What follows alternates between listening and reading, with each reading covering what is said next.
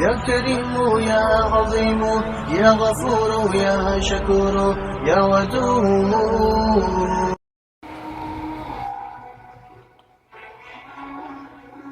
یا باریو سے ناممکن مسائل کا حل. تمام ارواح کو اللہ تعالیٰ نے بالکل مکمل انداز میں پیدا فرمایا ہے.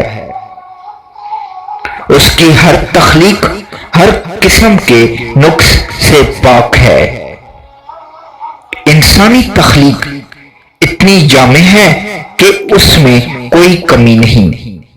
اگر انسانی جسم کی بناوٹ کے ایک ایک حصے پر غور کیا جائے تو انسانی تخلیق اس کی ایک شاہکار ہے. اس شاہکار کے بنانے کی صفت کو باری کہا جاتا ہے.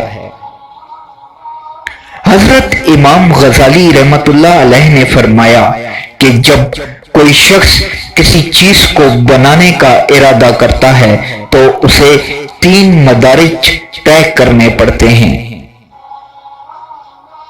پہلا درجہ اندازہ ہے، یعنی کسی چیز کو عدم سے وجود میں لانا ہے. دوسرا درجہ وجود دینا ہے اور تیسرا درجہ اس کی شکل و ہیئت ہے. پہلے درجے کے لیے خالق کا لفظ استعمال ہوتا ہے اور دوسرے کے لیے باری کا اور تیسرے کے لیے مصور کا لفظ ہے. اس لیے باری کا مطلب تخلیقی وجود کو سنوار کر پیدا کرنا ہے.